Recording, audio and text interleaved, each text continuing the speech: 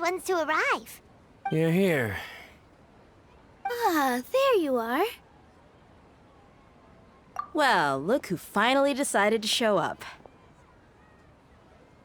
You look like you came here immediately after finishing up some work. I'm very happy to see you here. But we're not late, are we? It's just that everyone else arrived ahead of time. I propose that the last one who arrived be put in charge of today's speeches. Nah, there won't be any speeches today. Oh, really? Well, even better. Come join us over here. Let's share some great food and drinks, and chat about all sorts of fun things. Everything looks quite good. Wow! Paimon can't wait! Traveler, just look at all the delicious food here!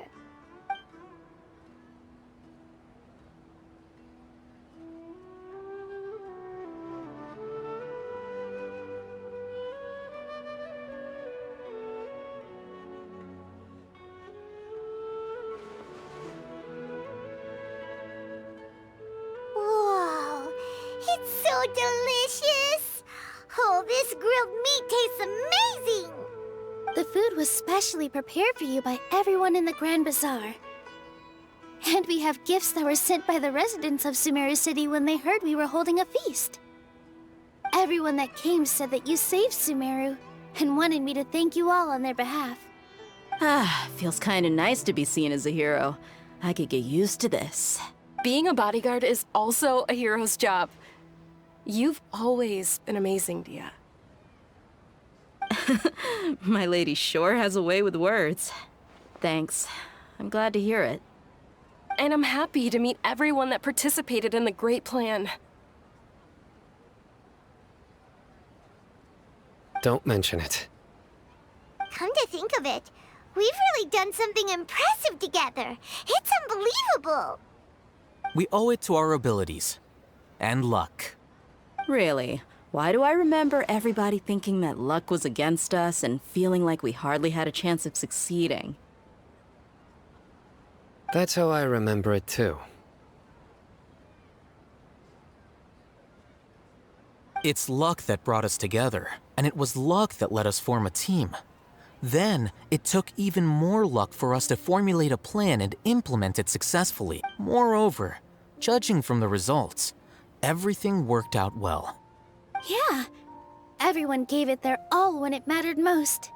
It was almost like a performance. We took the stage and put on our best show. Everyone played their part, and thanks to everyone's efforts, the performance was a great success. So, would you say we're good actors too? It's such a blessing that Lesser Lord Kusanali was able to return to power at the Academia. Yes! Even after being abandoned and neglected so many times, she's finally returned. Uh-huh. Lesser Lord Kusanali once used all her power in a great disaster, which resulted in her losing all her wisdom and memories of the past. The Academia basically abandoned her because of it. This should be something everybody should remember. Huh? You look surprised. I didn't say anything wrong, did I? No, everything you said is correct. That's good. Something wrong? Yeah, what's with that face? You knew all of this already. Even if those two giants of the Academia are here, I still have to say it. Those sages really have some nerve. 500 years ago, Lesser Lord Kusanali used all her power for the people of Sumeru, and what did they do in return?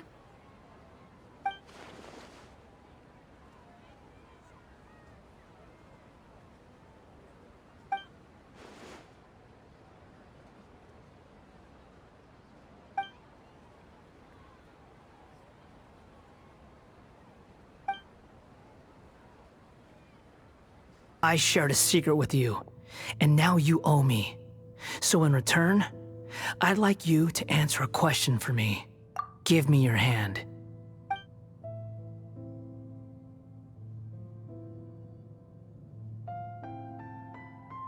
Can you hear my voice inside your head? No, I can't do anything like that anymore. At most, all I can do is exchange a few words with you. So tell me, in this world, is it possible to change the past? Done. Huh? What the? What happened? Paimon only saw you hold hands for a second. Nothing. I was just thanking her for helping me.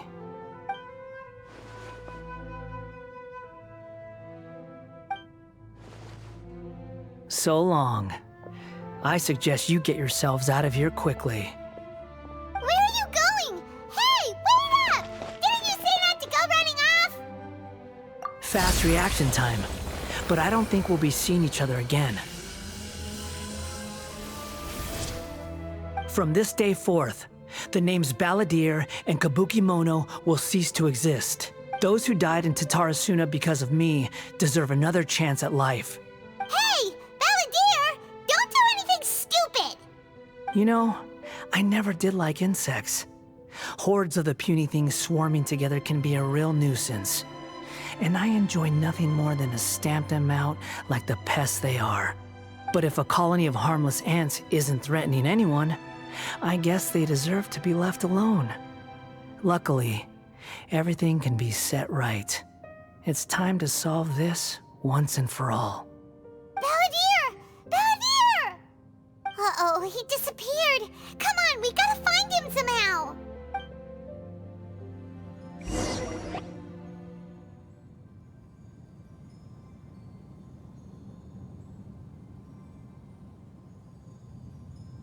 Oh no, he's really gone. Oh, can you hear me? Nahida! Traveler, Paimon, Balladeer, what happened just now? I was suddenly cut off by some kind of power. It was the Balladeer's fault. He shut you out. I didn't think he'd be capable of something like that with so little power left.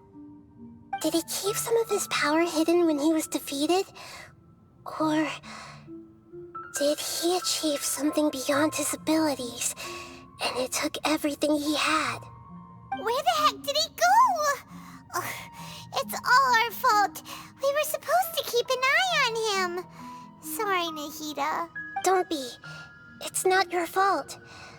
Please, let me handle this from here, even though I'm not sure I can solve it. We're running out of time. Follow my lead and get out of Irminsul as soon as possible.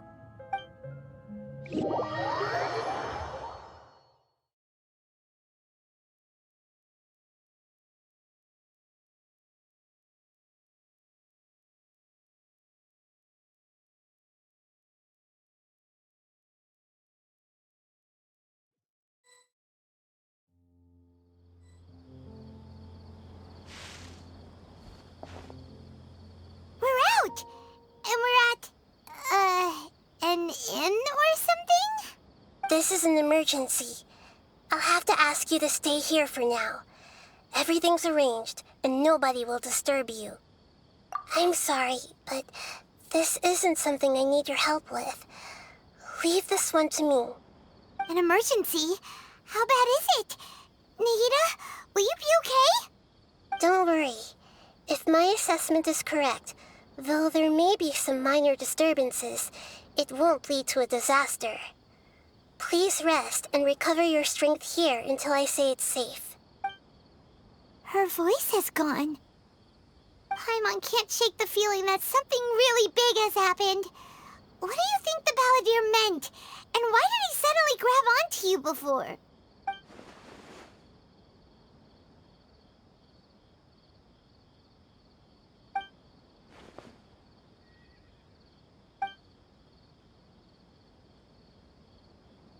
He wants to change the past? But surely that's impossible! Right! You can't just rewrite history! All that stuff happened already in real life! It's like, imagine Paimon drank all the water in this inn. Even if no one was there to see it, Paimon would sure as heck remember drinking it. So, why does Paimon still have a bad feeling about this? Paimon can't help but feel scared about what he might do. Ooh. so confused. Huh? Ah! Sorry. Paimon accidentally... It's the Balladier's fault for causing Paimon all this mental stress. But erasing yourself from history? It's unthinkable. Is that really possible in Irminsul? Uh-oh. Paimon's head is overheating from trying to understand what he's up to. And it's still not working. Ugh. Paimon's had it with that little brat. He's been nothing but trouble ever since we met him. There's no way he'll actually succeed, right? Otherwise, won't everyone who's connected to him be affected too?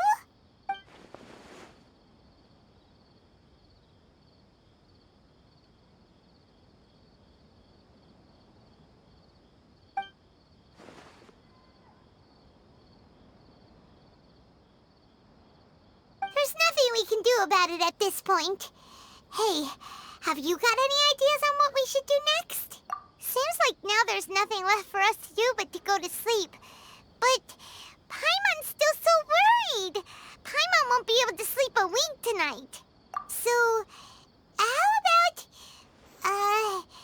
we list all our favorite foods to take our mind off things? Heck, if that doesn't work, Paimon's probably gonna collapse of anxiety here. Alright, Paimon will start. First dish. Munstack grilled fish. Oh, and chicken mushroom skewers. Tea break pancakes, cream stew, sauteed matsutake, and Dragon chili chicken, almond tofu, satisfying salad. Oh, also Adeptus Temptation, golden shrimp balls, triple layered consomme, lotus seed and bird egg soup, and...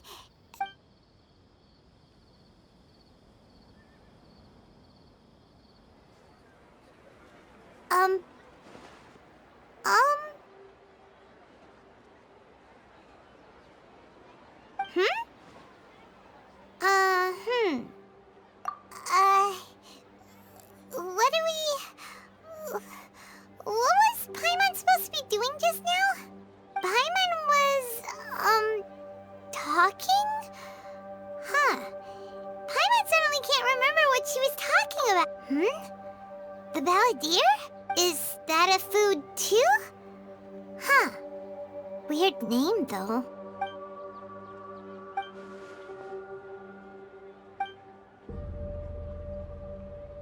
What's wrong? Your eyes are like saucers. Was it something Paimon said? So, the Balladeer. Is that someone's name? 'Cause it sounds like a nickname or something.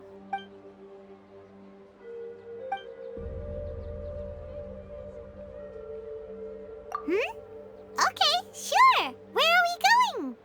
Huh? Fine by Paimon, but is everything okay? You're acting like this is an emergency.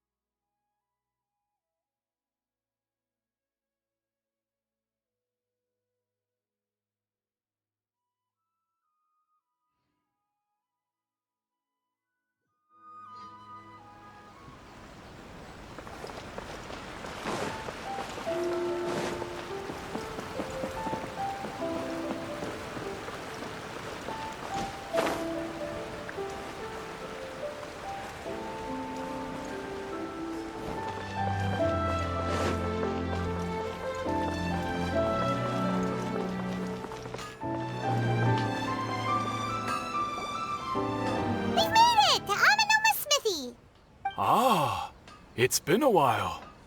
Of course. Go ahead. Oh, now there's a question I wasn't expecting. Very well, I'll tell you what I know once more.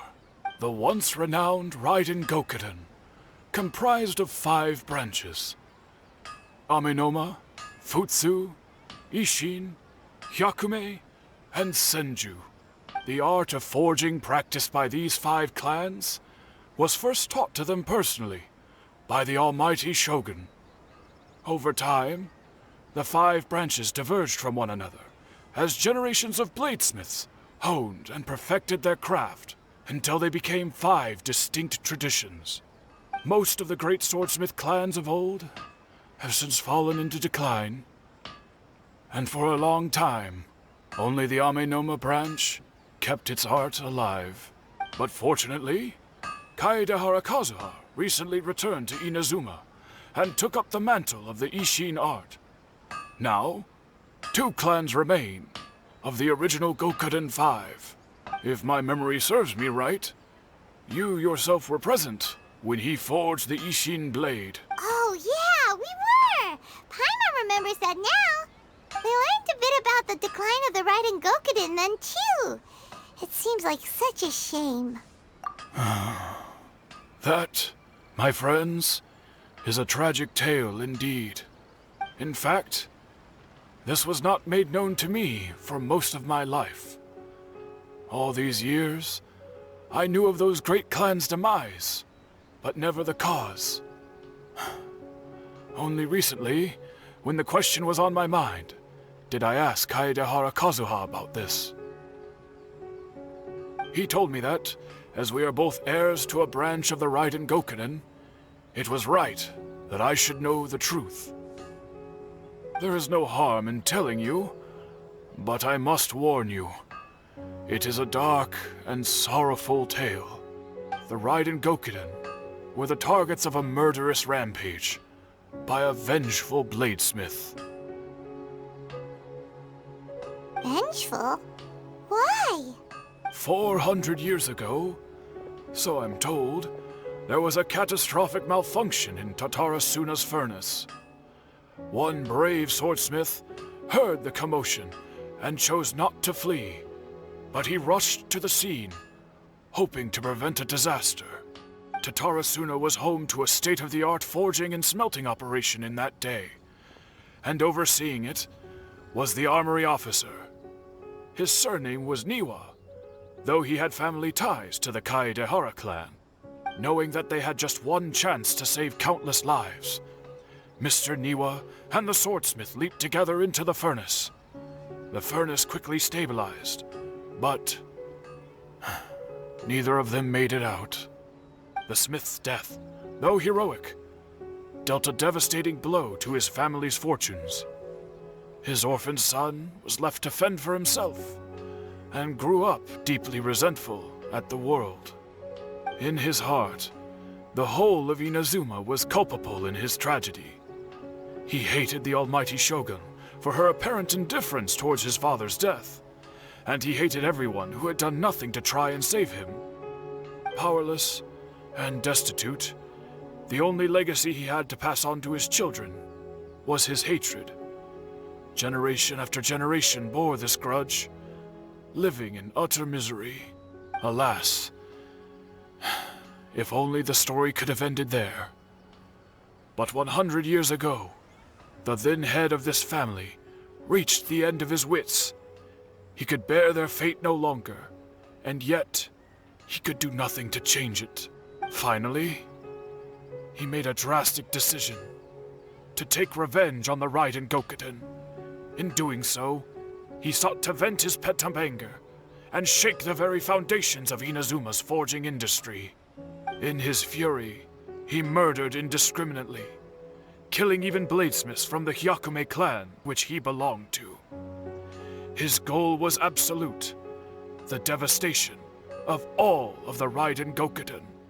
But when he came to the Kaedehara and Kamisato clans, his killing spree came to an abrupt end.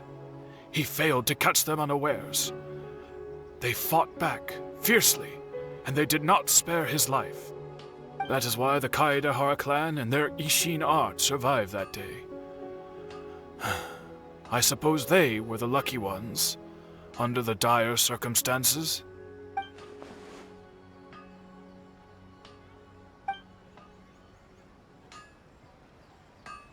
Was there anything else you wanted to ask? Kazuha? Why, yes. Just yesterday, in fact. We spoke for a while over some tea. He seemed well.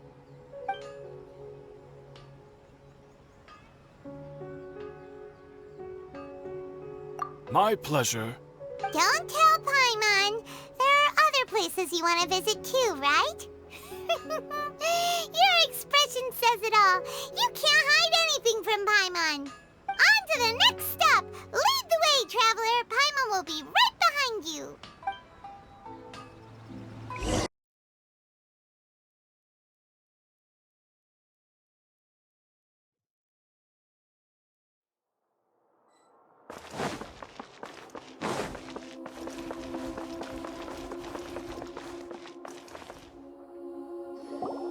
Nahida, we're here! Traveler, Paimon, how have you been? Ugh, where to start?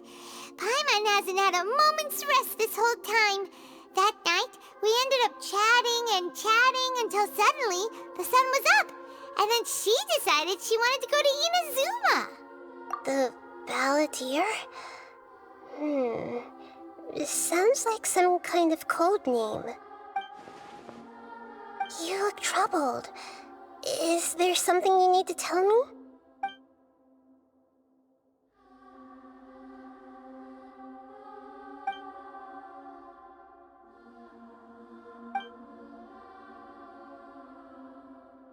Traveler?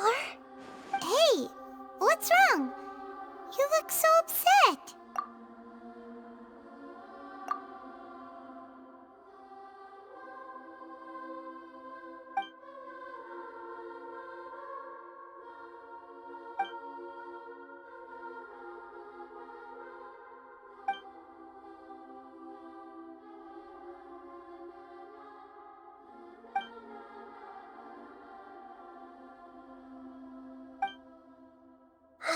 That's quite a story. So, this puppet known as the Balladeer erased himself from Irminsul, hoping that he could change the past. But how was he even able to do that? As the traveler said, he very nearly became Sumeru's deity. Admittedly, I remember it a little differently. I don't recall finding anyone inside the machine after we defeated it. Nevertheless, it does make sense. If someone were to successfully erase themselves from Irminsul, the world would change to reflect the new reality. So, you believe this person really existed, and we just don't remember him because... well, because he literally changed the world? Yes. Theoretically speaking, it is possible to do this. But I'm struggling to imagine the kind of person who would dare go through with it. The traveler comes from a world beyond Tevat. That's why there's no information about her in Irminsul. And it also explains why any changes to Irminsul wouldn't affect her. So if there's anyone in the world capable of retaining memories from a past that has been rewritten, it's you. It's quite incredible when you think about it. Paimon's having a hard time understanding this Balladeer guy's motivations. Why did he do it? I can only make inferences based on the information we've been given. As for what kind of person he was, only you remember that.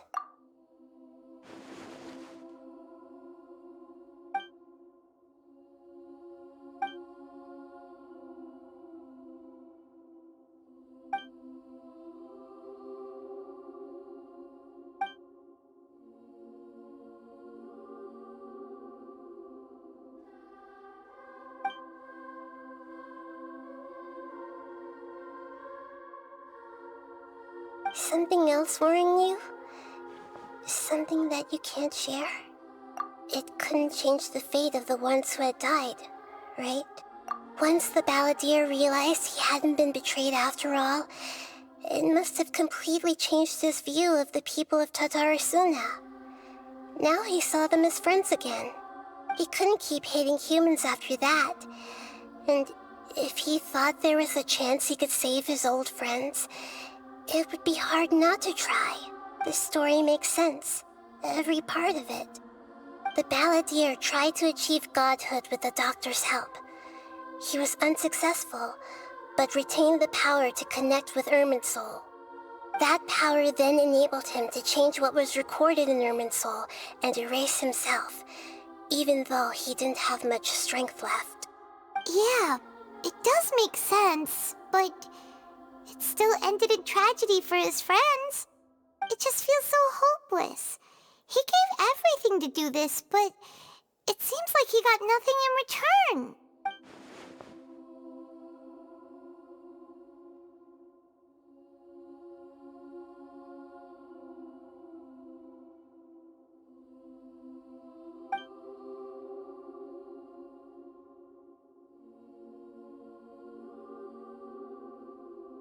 Please wait a moment. I want to check something. Found it.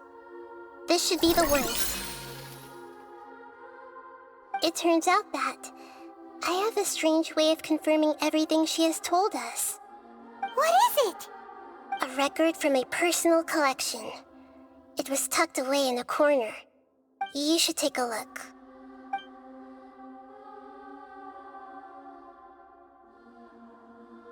Is this a fairy tale? Who wrote it? I authored this record myself. Huh? You wrote a fairy tale that somehow has something to do with the balladeer? When combined with the traveler's narrative, it's clear that this story is an allegory. Everything in it is a symbol for something else. Hold on. So this record survived from the past? Yes. Any information about the balladeer or the kabuki mono and other records will have been changed.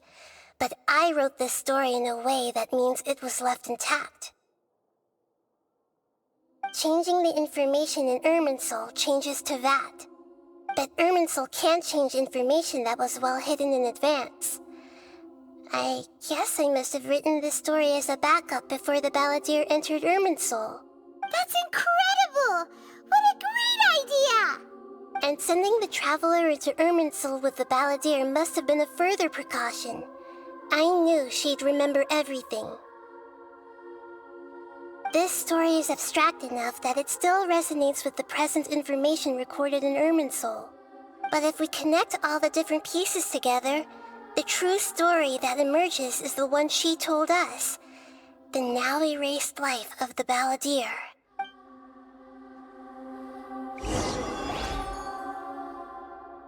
There was once a lone monster draped in fox fur. The monster found a family of foxes, joined them, and they became friends. The monster lived with the family day and night, and everyone treated it as one of their own. Once in a while, the monster would take off its fox fur at night and lament to itself as it gazed at its reflection in the water. I am a monstrosity, yet they are too foolish to see it. I pity them. But the monster soon found solace when another came to live among the foxes who was not their kin. A kitten, carved from the wood of a white tree who had been abandoned by the humans. The kitten too wished to become a fox, but its tail was too slender and it could not grow a coat of richly colored fur. Yet when the other foxes saw this, they spoke words of comfort to the kitten. Even without a tail and fur like ours, you are still one of us. Furious at this happy resolution, the monster lit a fire on the mountain. The terrified animals panicked as the fire spread. The only way to extinguish the flames was to make a sacrifice. A gray fox stood up and addressed the monster.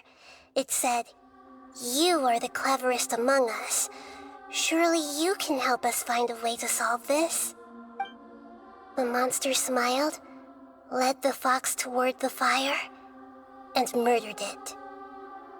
The gray fox's heart was turned into a beautiful drop of water, clear, spotless, and pure. The monster gave the heart of water to the kitten, telling him, "The foxes have decided.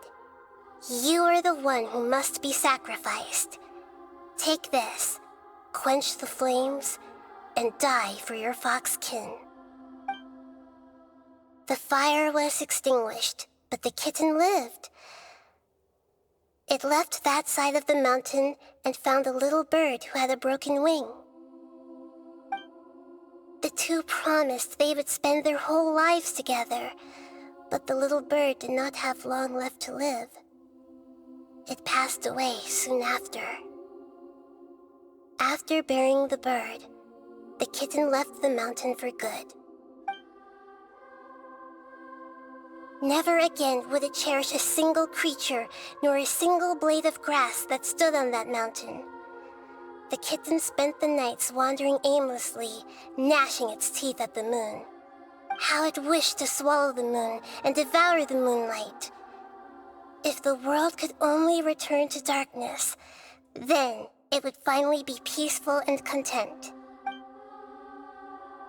I will become the new moon, the answer to everything. Then, no one will know that there were once birds, foxes, and cats in this world. And no one can know that they were different.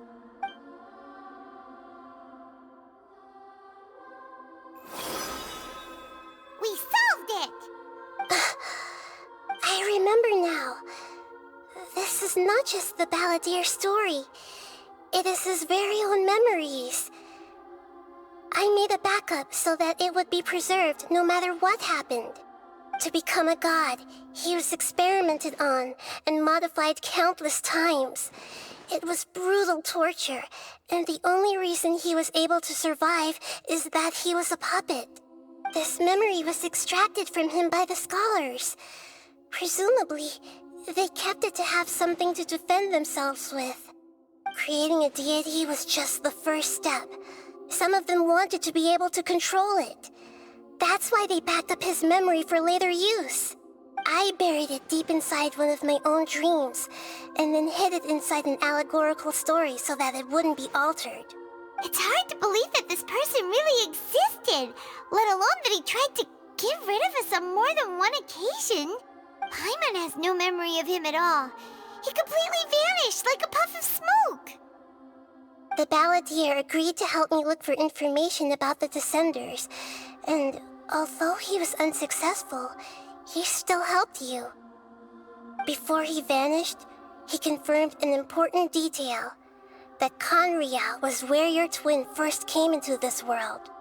We still don't know how the change to Irminsul will affect the senior ranks of the Fatui, but in all likelihood, they won't even remember their own Harbinger. It sounds like Paimon wouldn't like this guy a whole lot if he was still around. But still, Paimon doesn't like the way it all ended that much better. This is why wisdom alone cannot answer all our questions. We look, we see, and we comprehend, but the question still troubles us. So the answer is not everything. People yearn to find the truth and then conquer the troubles they face. When you give someone the truth, you give them a chance to choose their own destiny. To others looking on, this may seem like a pointless endeavor, but for him, the chance to act on his desire to disappear must have meant a lot. Never forget that even when we walk beneath dark clouds along a road filled with suffering, the light of wisdom is always there, guiding us toward a better destination. And that is what you have been doing all along. Yeah, Nahita's right. Cheer up. How about we go get something to eat? We can pick up this heavy conversation again later.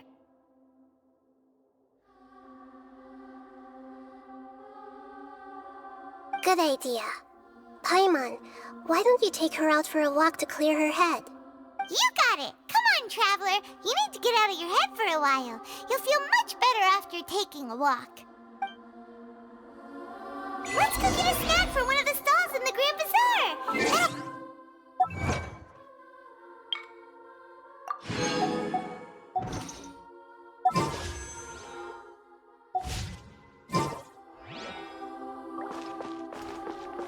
It must be really tough being the only one who remembers all that. But Paimon's always here to help cheer you up.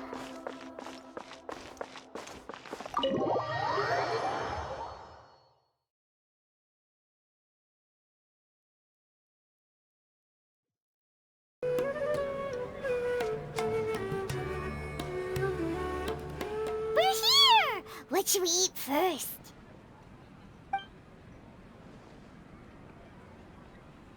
Hey, are you gonna answer or what?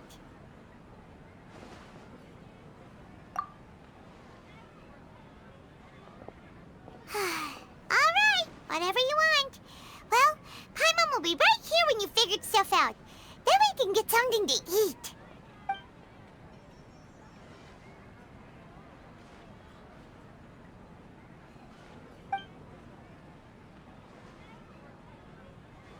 What is it?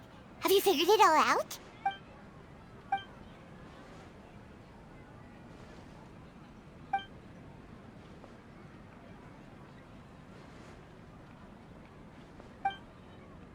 Why'd you jump up all of a sudden?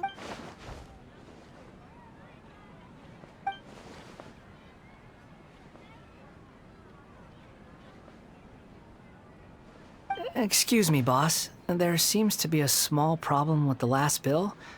Look, here.